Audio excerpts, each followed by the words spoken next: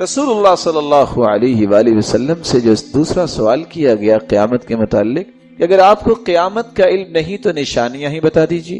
آپ نے قیامت کی نشانیوں میں سے ایک دو کا اشارہ کیا. قیامت کی نشانیاں اس کی دو قسمیں ہیں، علامات صغرا اور علامات کبرا. چھوٹی نشانیاں اور بڑی نشانیاں.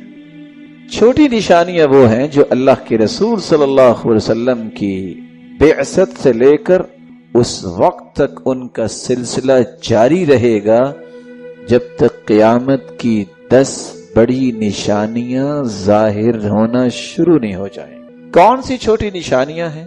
رسول اکرم صلی اللہ علیہ وسلم نے فرمایا یہ بھی قیامت کی نشانی ہے، بعثت انا والساعة كهاتين، مجھے اللہ رب العزت نے مبعوث کیا ہے، میں قیامت کے قریب مبعوث ہوا ہوں. جس طرح 2 انگلیاں قریب ہیں اس طرح قیامت اور میری بعثت قریب ہے. دوسری نشانی، ایک وقت آئے گا قیامت کی نشانی یہ ہوگی علم اٹھ جائے گا اور جہالت عام ہو جائے گی اور قتل و غارت بھی عام ہو جائے گی. راج ہوگا تو جہالت کا ہوگا. ان بین یدی الساعة ایاما یرفع فیها العلم وینزل فیها الجہل. ایسا وقت آئے گا قیامت کے قریب کہ علم اٹھا لیا جائے گا، علم والے فوت ہو جائیں گے اور جہالت معاشرے پہ راج کرے گی. ویکثر فیها الحرج والحرج القتل، اور کثرت سے قتل و غارت ہوگی. بلکہ رسول اللہ صلی اللہ علیہ وسلم نے فرمایا لا تقوم الساعة حتى يقتل الرجل جاره وأخاه وأباه. قیامت اس وقت تک قائم نہیں ہوگی جب پڑوسی پڑوسی کو قتل نہیں کرے گا، بھائی بھائی کو قتل کر دے گا، بیٹا باپ کو قتل کر دے گا. اس طرح قتل و غارت عام ہو جائے گی. قیامت کی تیسری نشانی جو چھوٹی نشانیوں میں سے ہے، لوگوں کے اندر تناکر پیدا ہوگا. تناکر کسی کو پہچانتا ہی نہیں، صرف سلام اس کو کہیں گے جس کو جانتے ہوں گے، باقی کسی کے ساتھ پہچان ہی نہیں. ان بین یدی الساعة تسلیم الخاصہ، قیامت کے قریب تعارف اور سلام صرف خاص لوگوں تک محدود ہو جائے گا، بیگانگی مسلمانوں کے اندر بھی آ جائے گی. چوتھی نشانی، وقت میں بے برکتی آ جائے گی، بدعملی پھیل جائے گی، مال ہونے کے باوجود بھی لوگ بخیل ہو جائیں گے. یتقارب الزمان، وقت بہت جلدی گزرے گا. وینقص العمل، عمل ناقص ہو جائے گا. ویلقى الشح، اور دلوں میں بخیلی ڈال دی جائے گی. ہر شخص روتا نظر آئے گا اور مال اس کے بعد بہت ہوگا. پتہ کب چلتا ہے؟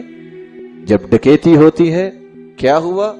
زیادہ نقصان تو نہیں ہوا، نہیں، بس 2 ملین تھا گھر میں اور چور آئے لے گئے. اور یہ وہ شخص ہے جس پہ لوگ ترس کھاتے تھے کہ اللہ اس پہ رحمت فرما دے، اس کی ضروریات کو پورا کر. مال کی 2 مصیبتیں اگر کسی کی سمجھ میں آ جائیں، اس مال سے محبت نہ کرے، اس کو ضرورت کے لیے سمجھے کہ ضرورت پوری کرنے کے لیے. پہلی مصیبت، انسان 1 بلین کا مالک ہے، 1 روپیہ بھی ساتھ قبر میں لے کے نہیں جائے گا. اب کسی بھی عقل مند درزی سے کہہ دیں، خیاط سے کہہ دیں چلو زیادہ نہیں تو 2 تو جیبیں لگا دو، نہیں لگائے گا. اگر تم وصیت کر بھی جاؤ گے تو تمہارے لواحقین لگانے نہیں دیں گے. پہلی مصیبت یہ ہے آپ بلینز کے مالک ہیں، قبر میں 1 پیسہ بھی ساتھ نہیں جائے.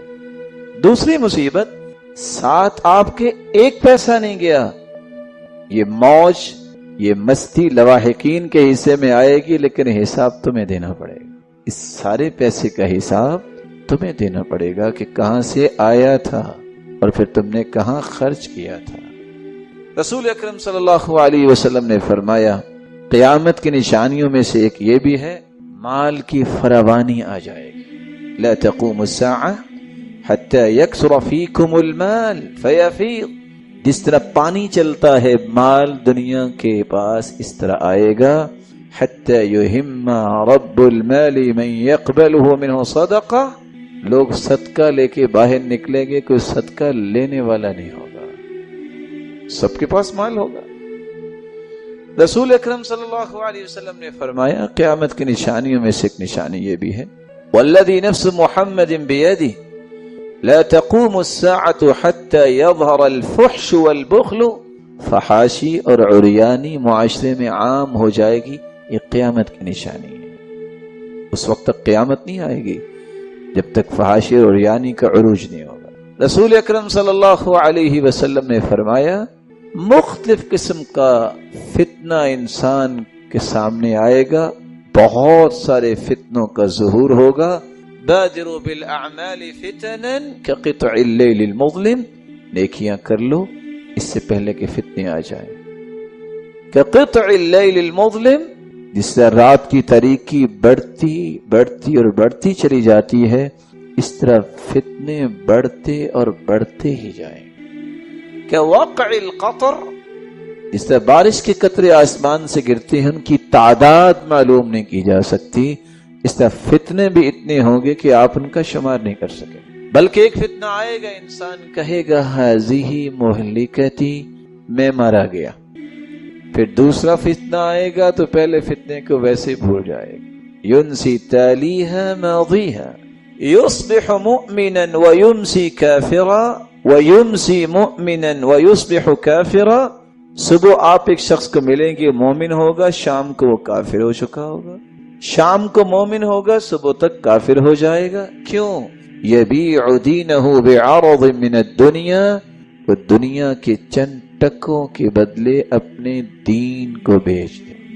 رسول اکرم صلی اللہ علیہ وآلہ وسلم نے اس لیے فرمایا قیامت کی نشانیوں میں سے ایک نشانی یہ بھی ہے لا تقوم الساعة حتى لا يقال في الارض اللہ اللہ، جب تک توحید رہے گی قیامت نہیں آئے گی، اللہ کا نام جب تک باقی رہے گا قیامت نہیں آئے گی۔ لا تقوم الساعة حتى لا يحج البيت، اس وقت تک قیامت نہیں آئے گی جب تک لوگ حج کرنا نہیں چھوڑ دیں گے۔ ایک وقت آنے والا ہے کہ لوگ حج نہیں کریں گے، اور ایک ٹیڑھی پنڈلیوں والا کالے رنگ کا انسان ہاتھ میں ہتھوڑا پکڑا ہوگا، یقلع حجرا حجرا، بیت اللہ کو توڑنا شروع کرے گا، ایک ایک اینٹ الگ کر دے گا، لوگوں کو پرواہ نہیں ہوگی۔ رسول اکرم صلی اللہ علیہ وسلم نے فرمایا لا تقوم الساعة الا على شرار الناس، سارے نیک لوگ اللہ کے پاس چلے جائیں گے، بدترین لوگوں پہ قیامت آئے گی، نیک اور صالح لوگوں کی موجودگی میں قیامت نہیں۔ لا تقوم الساعة حتى تضطرب الیات دوس حول ذی الخلصہ، اس وقت تک قیامت نہیں آئے گی جب تک دوس قبیلے کی عورتیں ذی الخلصہ، یہ اس وقت بت تھا، یعنی قبروں کے پاس رقص نہیں ہوگا۔ اور آج یہ ساری کی ساری نشانیاں جو آپ حدیث کی روشنی میں سن رہے ہیں معاشرے کے اندر موجود ہیں۔ رسول اکرم صلی اللہ علیہ وسلم نے یہاں تک فرمایا ان من اشراط الساعة ان يلتمس العلم عند الاصاغر، قیامت کی نشانیوں میں سے ایک نشانی یہ ہے کہ لوگ اہل بدعت سے زیادہ علم حاصل کریں گے، بدعتیوں کے علم کو رواج زیادہ ہوگا۔ الاصاغر عبداللہ بن المبارک اور امام مناوی بیان کرتے ہیں اصاغر سے مراد بدعتی ہے۔ لوگ اس لیے مائل ہوں گے اور گھائل ہوں گے، بات بڑی اچھی ہے، بات بڑے مزے کی ہے، لیکن چونکہ اس کا ثبوت حدیث میں نہیں ہوگا، اس کا ثبوت قرآن میں نہیں ہوگا، اس لیے ان کو یہ باتیں اچھی لگیں گی۔ اور اللہ کے رسول صلی اللہ علیہ وسلم نے فرمایا تھا ایک وقت آنے والا قیامت کے نزدیک کچھ لوگ آئیں گے یأتونکم من الاحادیث، ایسی حدیثیں اور قصے بنا کے لائیں گے آپ کے پاس، اور ہوں گے کون؟ دجالون، کذابون، جھوٹے اور دجال۔ ما لم تسمعوا انتم ولا آباؤکم، نہ تم نے یہ حدیثیں مجھ سے سنی نہ تمہارے باپ دادا نے یہ قصے سنے ہوں گے۔ فَإِيَّاكُمْ وَإِيَّاهُمْ لَا يُضِلُّونَكُمْ وَلَا يَفْتِنُونَكُمْ، ایسے لوگوں سے بچانا، کہیں تمہیں فتنے میں نہ ڈال دیں اور کہیں تمہیں گمراہ نہ کر دیں۔ گمراہی اور فتنے سے بچنے کی ایک ہی راہ ہے، اللہ کی کلام قرآن، اللہ کے رسول کا صحیح فرمان جو حدیث۔ جب تک صحیح حدیث نہ ہو انسان گمراہی سے نہیں بچ سکتا۔ گمراہ ہوئے ہی انسان اس وقت ہیں جب انہوں نے اپنی باتوں کو حدیث کا درجہ دے دیا، جب انہوں نے اپنی من چاہی حدیث کی ترجمانی کر لی۔ حدیث اور قرآن تو ہر گمراہی سے دور کرنے کا ایک واحد کہ جمعے کے دن درود شریف پڑھنا عام دنوں سے زیادہ افضل ہے۔ اسی وجہ سے ہمارے اکابر کا ہمیشہ سے معمول رہا ہے، جو ہم نے دیکھا بھی ہے کہ وہ جمعے کے دن خاص طور پر عصر کی نماز کے بعد درود شریف پڑھنے کا بہت زیادہ اہتمام کرتے ہیں، اور جب وہ عمرے کے لیے یا حج کے لیے جاتے ہیں تو بھی مسجد نبوی میں اکثر وہ میں نے دیکھا اپنے بڑوں کو کہ وہ عصر کی نماز کے بعد نا مسجد نبوی میں صرف درود شریف ہی پڑھتے ہیں بیٹھ کے۔ ایک تو وہ جگہ ایسی ہے کہ جہاں سید الانبیاء صلی اللہ علیہ وسلم کا روضہ اطہر ہے سامنے، اور پھر وہاں جمعے کا دن بھی ہو تو، اور پھر عصر کی کا وقت جو ہے وہ قبولیت کا وقت ہوتا ہے جمعے کے دن، جیسے کہ حدیث میں آتا ہے نا جمعے کے دن ایک گھڑی ایسی ہوتی ہے جس میں دعا رد نہیں ہوتی، تو جمہور علماء اس طرف گئے ہیں کہ اس سے عصر کا ٹائم مراد ہے، اگرچہ اس میں اختلاف ہے لیکن جمہور اس طرف گئے ہیں کہ عصر کا وقت مراد ہے۔ تو جمعے کے دن عصر کے وقت درود شریف کا اہتمام کرنا چاہیے، اور ویسے بھی اگر آپ کو عصر کے وقت ٹائم نہیں ملتا تو جمعے کی نماز کے لیے آپ وقت سے بہت پہلے آ جائیں، نہا دھو کے تیار ہو کے اگلی صف میں بیٹھیں، اور خطیب صاحب کا بیان شروع ہونے سے پہلے آپ تحیت المسجد پڑھنے کے بعد درود شریف کی کثرت کیا کریں، تو اس کے بہت زیادہ فضیلت ہے اور ہمیں اللہ نے حکم دیا ہے۔ اور علماء نے بیان کیا کہ درود شریف کو جو اللہ نے ہم پہ لازم کیا نا، اس میں ایک حکمت یہ بھی ہے کہ سید الانبیاء صلی اللہ علیہ وسلم کی بشریت ہمارے ذہن میں اور اچھی طرح بیٹھ جائے، کیونکہ پچھلی امتیں جو تباہ و برباد ہوئی ہیں وہ اس لیے ہوئی ہیں کہ انہوں نے پیغمبروں کو اتنا اونچا مقام دیا کہ اللہ کے برابر لے آئے، جیسے عیسائیوں نے حضرت عیسیٰ کو اللہ کا بیٹا بنا دیا معاذ اللہ، اور ہمارے یہاں بھی جو بدعتی لوگ ہیں انہوں نے سید الانبیاء کو حاضر ناظر مشکل کشا نے کیا بنا دیا، تو شرک کرنے لگے۔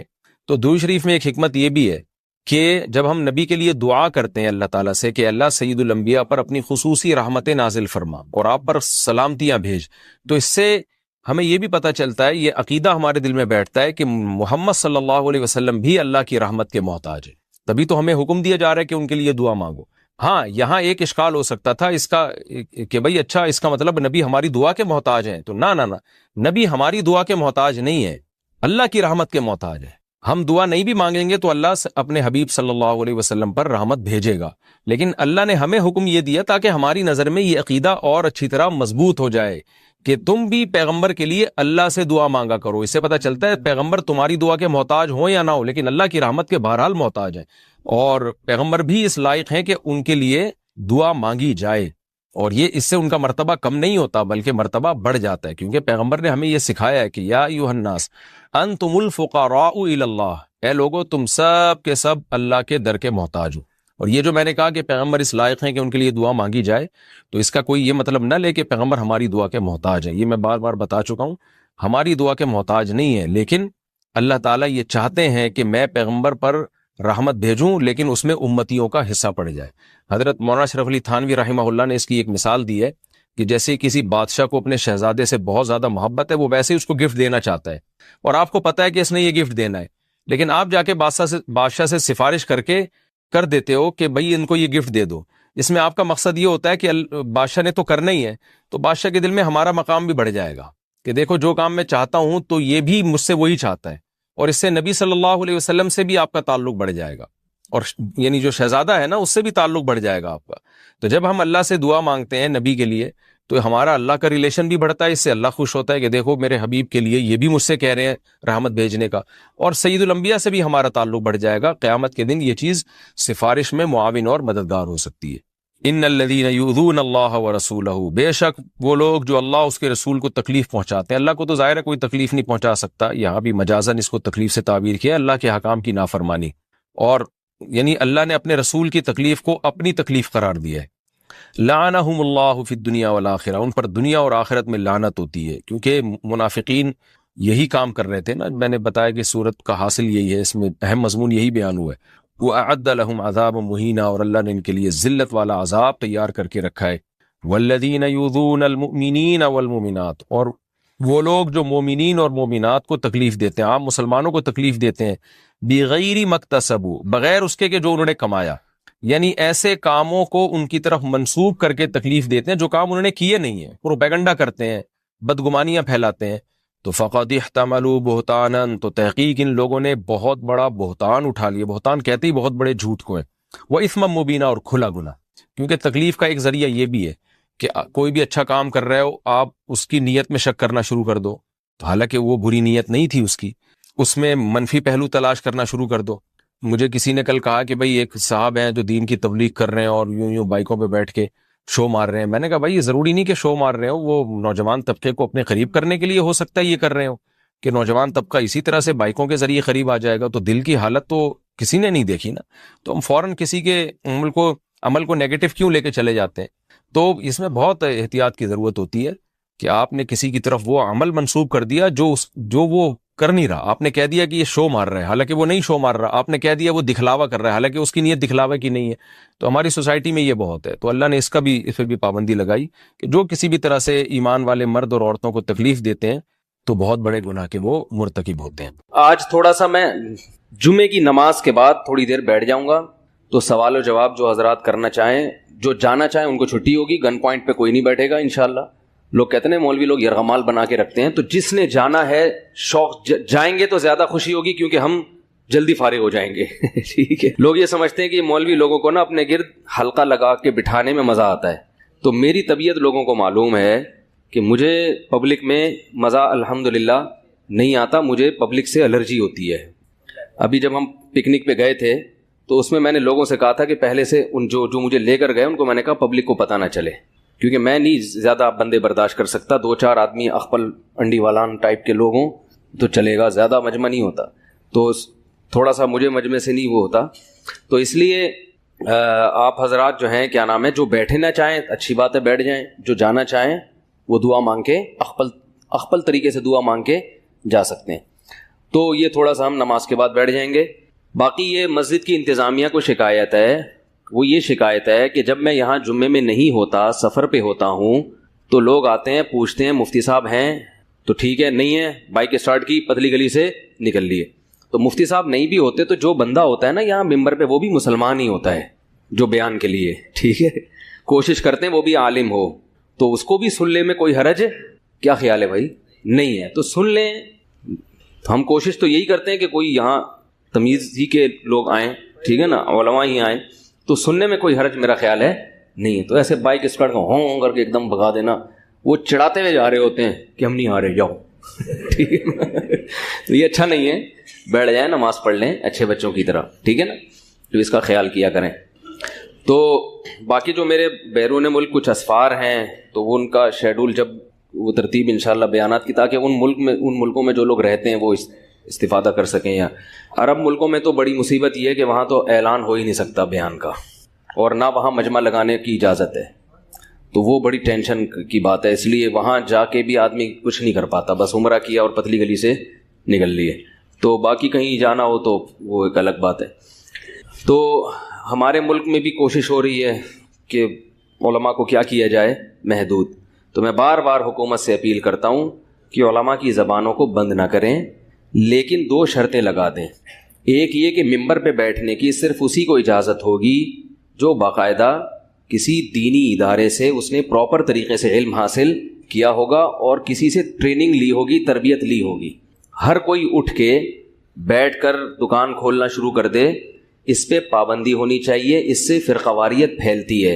اور لوگ ایک بات سمجھتے نہیں ہیں کہ فرقواریت پھیلنے کا یہ طریقہ نہیں ہے کہ وہ آپ کو بتائے کہ میں فرقواریت پھیلا رہا ہوں.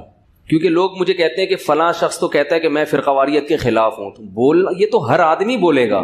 دنیا میں کوئی ایسا پاگل تھوڑی ہے جو یہ کہے گا میں یہاں اس لیے بیٹھا ہوں تاکہ فرقواریت کو فروغ دوں.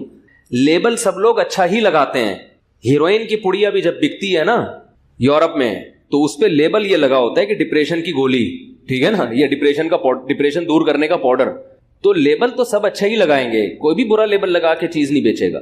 دیکھنا یہ پڑتا ہے کہ اس کے بیانات سے نتیجہ کیا نکل رہا ہے. کہ لوگ علماء وقت کو بے وقوف تو نہیں سمجھنا شروع کر رہے اور سب سے کٹ کے اس کی ذات کے گرد تو نہیں جمع ہو رہے. اس کا مطلب آپ سب سے کاٹ کے، یہ بالکل ایسے ہی ہے جیسے کچھ وقت پہلے جماعت المسلمین نے تمام فرقوں کی نفی کر دی، سب کی نفی کر دی. لوگ بڑے خوش ہوئے، بھائی تمام فرقے ختم. لوگوں کو یہ نہیں پتا کہ ایک نیا فرقہ وجود میں آ رہا ہے. میں سمجھا پا رہا ہوں اپنی بات کہ ایک نیا فرقہ وجود میں آ رہا ہے. اس وقت ہم لوگوں سے کہتے تھے کہ نیا فرقہ ہے اچھے نام سے, مسلمین کے نام سے, مسلم کے نام سے, لوگ نہیں مانگ رہے تھے. لیکن جب اس فرقے کے 2 پارٹ بنے ہیں, پارٹ 1 اور پارٹ 2, اور پھر اللہ کے فضل سے پارٹ 3 بھی وجود میں آ گیا, تو لوگوں کو اندازہ ہوا کہ پہلے کم تھے اب زیادہ. اب بھی اسی طرح سے نئے فتنے آ رہے ہیں مارکیٹ میں, وہ کہہ رہے ہیں ہمارا کوئی نام نہیں ہے. تو جماعت المسلمین نے تو اپنا نام رکھ کے فرقہ کی بنیاد رکھی. فرقہ پھیلانے کے لیے, فرقہ کی بنیاد رکھنے کے لیے نام رکھنے کی ضرورت نہیں ہے. دیکھو بچہ اگر پیدا ہو جائے بغیر نام کے بھی تو وہ بھی ہے تو بچہ ہی نا. والدین اگر نام نہ رکھیں تو بھی وہ بچہ ہے. پبلک پھر اپنی سہولت کے لیے خود نام رکھ لیتی ہے. تو زیادہ تر جو اسلام میں فرقے ہیں وہ لوگوں نے نام نہیں رکھے, پبلک نے دوسرے سے ممتاز کرنے کے لیے خود ان کو نام دے دیا اور مارکیٹ میں وہ نام مشہور ہو گیا. تو غامدیت ایک نیا فتنہ, اگرچہ وہ جناب غامدی صاحب 100 دفعہ کہیں میں فرقہ واریت کو نہیں مانتا, لیکن آپ جو فکر قوم کے سامنے لے کر آئے ہیں وہ پوری قوم سے ہٹ کر ہے. کچھ وقت کے بعد جو لوگ آپ کے عقیدے اور نظریے سے اور آپ کے منہج سے متفق ہوں گے ان کو غامدی کہا جانے لگے گا, اور کہا جانے لگا ہے. میں سمجھا پا رہا ہوں اپنی بات؟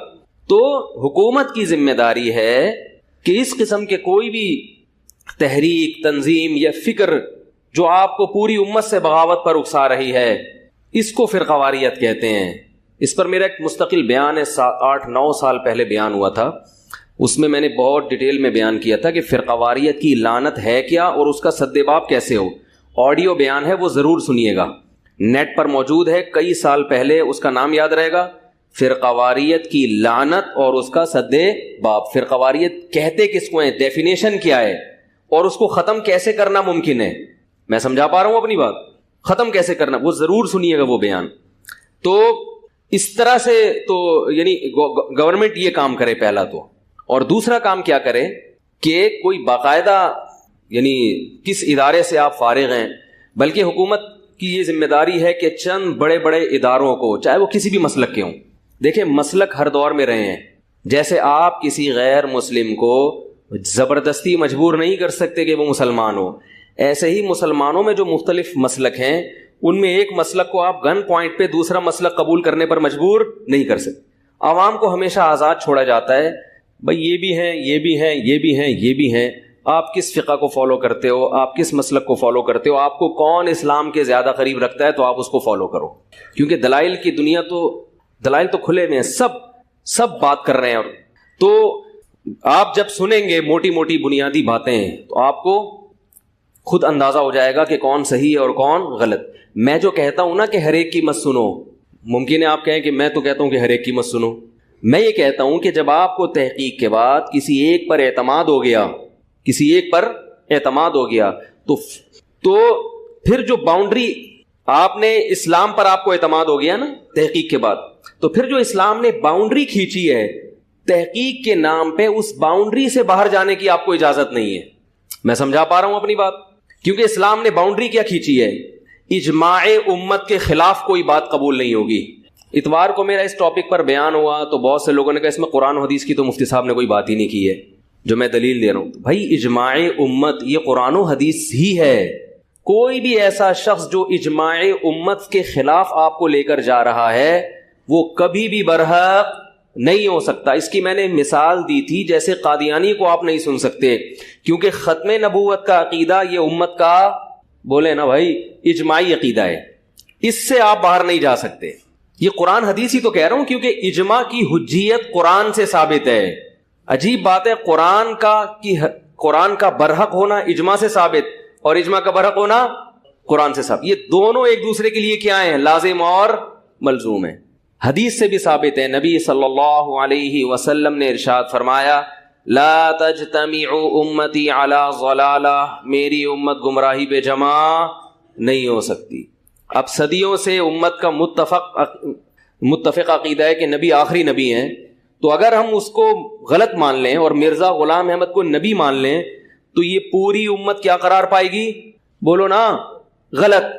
جبکہ قرآن بھی کہہ رہا ہے, وہ قرآن کی آیت میں بھی پڑھوں گا انشاءاللہ. یہ بھی مجھ پہ الزام لگایا جاتا ہے کہ مفتی صاحب آیتوں کے نمبر نہیں بتاتے, حدیثوں کے نمبر نہیں بتاتے. میں عربی میں آپ کو حدیث پڑھ کے سنا رہا ہوں, اللہ کے بندو, عربی میں حدیث پڑھ کے سنا رہا ہوں. اس سے بڑی دلیل کیا ہو سکتی ہے؟ اس سے بڑی. باقی میں یہاں اس لیے نہیں کہ یہ جو ممبر ہے یہ واعظ و نصیحت کے لیے ہوتا ہے, یہاں میں کتابیں لے کے نہیں بیٹھتا, میز کرسی نہیں ہے, اس لیے میں بتا دیتا ہوں یہ حدیث ہے, یہ حدیث ہے. تو آپ نیٹ پہ لکھو لا تجتمع امتی, آپ فوراً آ جائے گی وہ روایتیں آپ کے سامنے. تو قرآن مجید میں اللہ تعالیٰ کا ارشاد ہے وَمَن يَتَّبِعْ غَيْرَ سَبِيلِ الْمُؤْمِنِينَ نُوَلِّهِ مَا تَوَلَّى وَنُصْلِهِ جَهَنَّمَ, جو مومنین کے راستے کو چھوڑ کر کسی اور راستے پہ چلے گا. دیکھو یہاں یہ نہیں کہا جو قرآن و حدیث کے راستے کو چھوڑ کر کسی اور راستے پر, اس لیے کہ جو مومنین کے راستے کو چھوڑ کے دوسرے راستے پہ چلتا ہے لیبل وہ بھی کیا لگاتا ہے, بولنے میں کوئی پابندی لگائی ہے گورنمنٹ نے؟ کیا ہوا بھائی؟ نہیں وہ ریکارڈ تو ہو رہا ہے نا, ہو رہا ہے. جو مومنین کے راستے کو چھوڑ کر قرآن کہہ رہے دوسرے راستے پہ چلے گا, جدھر جا رہا ہے, یعنی نولیہ ما تولا کا با محاورہ ترجمہ ہوگا کہ جدھر دفع ہو رہا ہے اس کو ہم دفع ہونے دیں گے. نولی دفع ہو جہاں کو جا رہا ہے, مرے جہاں جا کے مرے, غرق ہو جائے وہ. ونصلہ جہنم, اور انجام کیا ہوگا اس کا, جہنم میں. کیونکہ جب بھی اجماع کے خلاف کوئی چلا ہے لیبل اس نے کس کا لگایا, قرآن و سنت کا. خوارج جو حضرت علی کے خلاف کھڑے ہوئے تھے لیبل کیا لگایا تھا, قرآن کا. ان الحکم الا للہ, انہوں نے کہا حکم صرف کس کا چلے گا, اللہ کا, علی کا حکم نہیں چلے گا. بڑے عبادت گزار تھے وہ لوگ, بڑے متقی تھے خوارج. حضرت علی نے فرمایا کلمۃ حق ارید بها الباطل, بات صحیح ہے مگر اس سے جو ارادہ کیا جا رہا ہے, جو مفہوم بیان کیا جا رہا ہے وہ مفہوم درست, بولو نا بھائی, نہیں ہے, وہ مفہوم ٹھیک نہیں ہے, امت کے خلاف جا رہے ہو آپ. تو یہ جو خوارج تھے نا جو صحابہ کے خلاف تھے, وہ یہی لیبل سب کے سب, تبھی ان پہ کفر کا فتویٰ نہیں لگا, کیونکہ بات کس کی کرتے تھے, قرآن و سنت کی. معتزلی بھی بات کرتے تھے. تو ہمارے لیے سب سے پہلے صحابہ, پھر تابعین, ان کی جماعت, اور یہ سلسلہ صدیوں سے آج تک چلا آ رہا ہے. جو علماء کا لفظ استعمال کر کے علماء کو برا بلا کہتا ہے علی الاطلاق, وہ کبھی بھی برحق نہیں ہو سکتا. آپ دو حصے بنائیں کہ علماء حق اور علماء سو. علماء حق بھی ہول سیل کے حساب سے ہیں اور قیامت تک رہیں گے, علماء سو بھی ہول سیل کے حساب سے ہیں اور قیامت تک رہیں گے. یہ ہول سیل کے حساب سے 4-5 نہیں ہوں گے, یہ کہ ایک فلاں جگہ ایک فلاں اور 4 آدمی ہو گئے, باقی سب کیا ہیں, صحیح ہے نا. تقریریں سن کے اگر یہ ذہن آپ کا بن رہا ہے, تو یہ جو قرآن کی آیت ہے, میں نے خطبہ بھی نہیں پڑھا آج, وہ کیونکہ وہ ریکارڈنگ کا انہوں نے کہا تھا, تو پڑھ لیتا ہوں. الحمدللہ نحمدہ ونصلی علی رسولہ الکریم. اللہ حق بات کہنے کی, سننے کی, عمل کی توفیق عطا فرمائے. تو میں یہ عرض کر رہا تھا کہ دیکھو قرآن مجید کی آیت ہے کہ جو مومنین کا راستہ چھوڑ کر, اس سے کیا مراد ہے, عامۃ المومنین. بعض لوگ کہتے ہیں اس سے صحابہ مراد ہیں. صحابہ اولین مصداق ضرور ہیں, یعنی سب سے پہلے اس میں صحابہ داخل ہیں, لیکن یہ کہنا کہ اس سے صرف صحابہ مراد ہیں, یہ بالکل, اس سے قیامت تک آنے والے تمام مومنین مراد ہیں. اسی وجہ سے اس آیت سے بڑے بڑے ائمہ نے اجماع کی حجیت پر استدلال کیا کہ ہر دور کا اجماع کیا ہے, حجت. اور اس کی دلیل حدیث ہے, صحیح مسلم کی حدیث, کہ میری امت گمراہی پہ جمع نہیں ہوگی. اس میں یہ نہیں کہا کہ میرے صحابہ گمراہی پہ جمع, نہ صحابہ جمع ہو سکتے ہیں, نہ تابعین, نہ تبع تابعین, نہ ان کے بعد 15ویں صدی کے لوگ, یہ بھی گمراہی پہ جمع نہیں ہو سکتے. جس وقت گمراہی پہ جمع ہوئے 1 سیکنڈ کے لیے بھی اللہ اس دنیا کو باقی, بولو بھائی, نہیں, کیونکہ گائیڈنس کے لیے پھر کوئی گائیڈ رہے گا نہیں. آپ کہیں گے بھی کتابیں تو ہوں گی, کتابیں گائیڈنس کے لیے کافی نہیں ہیں. اگر کتابیں گائیڈنس کے لیے کافی ہوتی تو رسول اللہ صلی اللہ علیہ وسلم کو اللہ قرآن میں یہ نہ کہتا وَيُعَلِّمُهُمُ الْكِتَابِ, نبی کتاب پڑھ کے بھی سنائیں گے اور کتاب سکھائیں گے بھی. پتہ چلا کتاب کے ساتھ ساتھ معلم انسان کی بھی ضرورت ہے. صحابہ قرآن ہم سے بہتر سمجھتے تھے مگر معلم کے بغیر ان کی سمجھ میں قرآن کے مطابق نہیں آیا. تابعین ہم سے بہتر عربی جانتے تھے, تو جب صحابی کو معلم کے بغیر سمجھ میں نہیں آ رہا تو تابعی کو صحابی کے بغیر سمجھ میں کیسے آئے گا. بعض لوگ کہتے ہیں امام حنیفہ کا کوئی مدرسے میں تو نہیں پڑھے. امام حنیفہ نے بھی باقاعدہ پڑھا ہے بڑے بڑے مشائخ سے, اور ان مشائخ نے امام ابو حنیفہ کے حق میں گواہی دی ہے کہ یہ آدمی اس قابل ہے کہ لوگوں کو گائیڈ کر سکتا ہے. مخالفت بھی ہوئی ہے, وہ تو اہل حق کی مخالفت تو ہوتی ہے, مگر حمایت بھی بہت تسلی سے ہوئی ہے. اسی وجہ سے ان کو حماد الکوفی کی مسند پہ باقاعدہ بٹھایا گیا ہے, خود سے نہیں انہوں نے اپنی دکان کھول لیا کہ ایک, ان سے بڑے لوگوں نے ان پر اعتماد کر کے ان کو بٹھایا ہے. تو کہاں سے کہاں بات چلی جاتی ہے. تو یہ جو میں دلیل دیتا ہوں نا کہ جو بھی اجماع امت کے خلاف جا رہا ہے اس کی بات بولو بھائی مت سنو, کیونکہ اجماع امت اس کی حجیت حدیث سے بھی ثابت اور قرآن سے بھی. مجھے قرآن کی آیت نمبر یاد نہیں ہے اس لیے میں نے پوری آیت پڑھ کے سنا دیا آپ لوگوں کو. بات تو ہو گئی نا. ایک صاحب کا مجھے فون آیا, یہ والی آیت ہے اس کا نمبر بتائیں. میں نے کہا ڈاکٹر ذاکر نائک صاحب کو فون کریں, کیونکہ ڈاکٹر ذاکر نائک صاحب ہمارے لیے قابل احترام ہے, مگر وہ اس ٹاپک سے متعلق وہ آیت, اور میں آپ کو یہ بات بتاؤں, میں نے ایک بہت بڑے عالم سے سنا جو ڈاکٹر ذاکر نائک کو ہم سے زیادہ جانتے ہیں. انہوں نے فرمایا کہ چونکہ جناب ڈاکٹر ذاکر نائک کی تجوید زیادہ اچھی نہیں ہے, قرآن تجوید آیتیں اس چیز پر انہوں نے محنت نہیں کی ہے, تو اس وجہ سے وہ آیتوں حوالہ نمبر انہوں نے یاد کرنا شروع کیا کہ پوری آیت کوٹ کرنا میرے لیے کیا ہے, مشکل ہے. ٹھیک ہے, حافظہ اللہ نے دیا انہوں نے, تو ہماری ذمہ دلیل پیش کرنا ہے. آپ کے طریقے کے مطابق دلیل پیش کریں, یہ ہماری ذمہ. یہ آیت اگر قرآن میں نہ ہو, یہ حدیث نہ ہو, پھر آپ ہم کو بتائیں, پھر ہم رجوع کریں گے اپنی بات سے. سمجھ میں آ رہی بات؟ لیکن آپ کہہ رہے ہیں کہ آپ کے اسٹائل پہ, تو وہ یہاں ممبر پہ نہیں ہو سکتا. وہ لوگ بھی ڈر جائیں گے, کیا کر رہا ہے بھائی, تو واعظ و نصیحت کرنے آئے, یہ کیا کتابیں لے کے بیٹھ گئے. اس کے لیے انشاءاللہ ہم, اس کے لیے بھی وہ بھی ہے, یہ بھی میں آپ کو بتا دوں. میں نے 3 طلاق پر بیان کیا تھا یہاں ممبر پہ کہ اسلام میں 3 طلاقیں 3 ہی ہوتی ہیں, ایک نہیں ہوتی. اس پر مجھے بعض لوگوں نے کہا کہ آپ نے حدیثوں کے حوالے بھی نہیں دیے, 1-2 حدیثیں پڑھی, 1-2 آیتیں پڑھی اور وہ گھما دیا بات کو. اور پھر بعض لوگوں نے جہالت کے لفظ سے بھی خطاب کیا کہ یہ جاہلوں کو آتا کچھ بھی نہیں ہے. ماشاءاللہ یوٹیوب پہ آپ کو پتا ہے کہ تمیز تو بہت ہے لوگوں پہ کمنٹس کرنے کی. تو میرا اگر 3 طلاق پر علمی بیان سننا ہے وہ یہاں نہیں ہوا, وہ آذان ویب ٹی وی عدیل عارف صاحب کا چینل ہے, اس پہ میں نے طلاق ثلاث پر باقاعدہ 5-6 ایپیسوڈ ہیں جو ریکارڈ کروائے ہیں میں نے, کیونکہ وہ میرے جو درس قرآن ہوتا ہے نا وہ آذان ٹی وی کا ایک چینل ہے, اس سے چونکہ وہ کاپی رائٹ کی وجہ سے اپنی ویڈیو دوسرے کو اپلوڈ نہیں کرنے دیتے, تو وہ ویڈیوز میری زیادہ وائرل نہیں ہوئی ہیں. تو اس قسم کی جتنی علمی بحثیں ہیں اس میں باقاعدہ کتاب بھی سامنے رکھتا ہوں, حوالہ بھی دیتا ہوں, یہ حدیث ہے, پھر وہ بڑی لمبی ڈیٹیل چلتی ہے.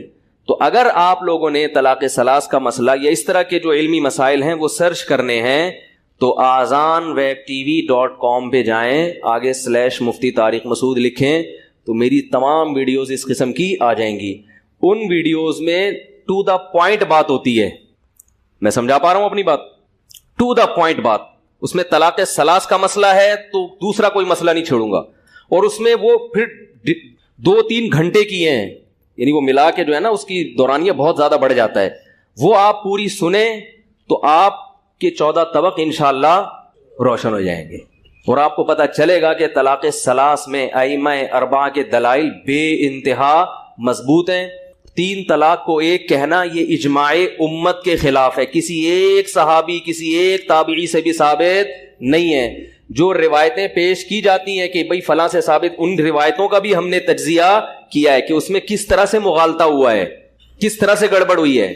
تو آپ اس کے لیے azanwebtv.com پہ جائیں, اور چونکہ وہ چینل معروف نہیں ہے تو پھر ہم نے اپنے ساتھیوں سے بھی ارادہ کیا کہ بجائے اس کے کہ کسی غیر معروف چینل پہ ہم اتنا زیادہ کام کریں اور اتنی محنت کریں, تو بہتر یہ کہ پھر ہم اپنے چینل سے اس قسم کی علمی ویڈیوز بولو بھائی شائع کریں. اس پہ اختلافی مسائل بھی ہوتے ہیں تمیز کے دائرے میں, یہ نہیں کہ وہ عجیب بازاری انداز نہیں ہوتا, علماء کے احترام کے ساتھ پورے دلائل کی قوت کے ساتھ اس میں بات ہوتی ہے. اس میں پوری عربی حدیثیں سند کے ساتھ پڑھ کے سناتا ہوں میں. سمجھ میں آ رہی ہے بات کہ نہیں آ رہی ہے؟ تو لیکن ہم اب کوشش کر رہے ہیں کہ وہ کام بھی ہم یہاں شفٹ کر دیں, اپنے چینل سے جو ہے ہم ڈائریکٹ وہ ساری باتیں, تو اس میں آپ وہاں جا کے وہ ساری چیزیں سرچ کر سکتے ہیں. باقی یہ چونکہ واعظ و نصیحت کی مجلس ہے, اس میں دلائل کے صرف اشارے دیتا ہوں. سمجھ میں آ رہی ہے بات؟ زیادہ گہرائی میں نہیں جاتا. اور فتنہ پرست لوگ کیا کرتے ہیں کہ میرا جیسے میں نے ایک بیان میں اتنی بات کہہ دی کہ بھئی اس پہ مولانا سرور علی تھانوی رحمۃ اللہ علیہ بزرگ تھے, وہ گستاخ نہیں ہو سکتے. اتنے بڑے بزرگ پہ اگر کوئی تہمت لگتی ہے تو آپ کی بھی ذمہ داری ہے کہ آپ جواب دیں, میری بھی ذمہ داری ہے آپ جواب دیں.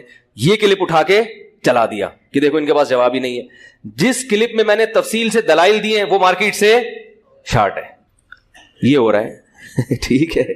تو اس کا مطلب ہے آپ کا مقصد تحقیق نہیں ہے. کوئی بھی ایسی بات جو آپ کو لگے کمزور ہے, اب لوگ کہتے ہیں پھر مفتی صاحب ایسی کمزور بات آپ کرتے کیوں ہو؟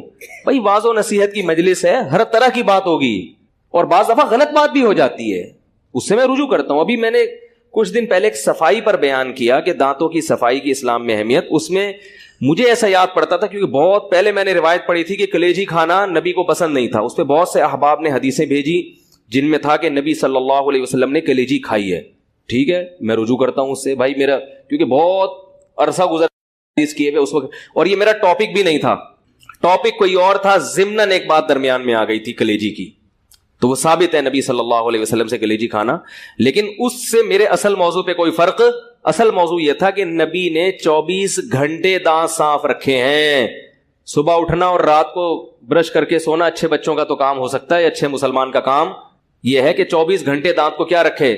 صاف. تو اس کے ضمن میں اس پہ بھی ایک دو لوگوں نے تو تمیز سے کہا کہ مفتی صاحب یہ آپ کا ہم نے بیان سنا، یہ تو حدیث سے ثابت ہے. تمیز. اکثر لوگوں نے ایسا بازاری لب و لہجہ اختیار کیا جیسے میں نے پتہ نہیں قادیانیوں کے مسلمان ہونے کا فتویٰ دے دیا ہو. ٹھیک ہے، تو کیا ہو گیا بھائی، یہ تو چلتا ہے. تو آپ بتا دیں، میرے علم میں بھی اضافہ ہوا، اچھا ہوا. تو خیر، تو یہ سمجھ میں آ گیا کہ اجماع امت اس کی حجیت کہاں سے ثابت ہے؟ بولو بھائی، قرآن و سنت سے. میں نے ایک بیان یہ بھی کیا تھا کہ خواتین مردوں کی طرح سمٹ کے نماز پڑھیں. ٹھیک ہے نا، خواتین مردوں کی طرح سمٹ کے نماز پڑھیں. اس پہ میں نے کہا تھا کہ بہت سے لوگ کہتے ہیں کہ دلیل سے ثابت کرو، حدیث سے. تو میں نے دلیل یہ دی تھی کہ اس پر پوری امت کا صدیوں سے اجماع ہے. صدیوں تک کوئی ایک فقیہ بھی ہمیں ایسا نہیں ملتا جس نے یہ کہا ہو. ٹھیک ہے نا. لوگ کہہ رہے نہیں حدیث تو نہ ہوئی، حدیث تو بھائی یہ اجماع حدیث سے بڑھ کر ہے، یہ حدیث سے بڑھ کر ہے.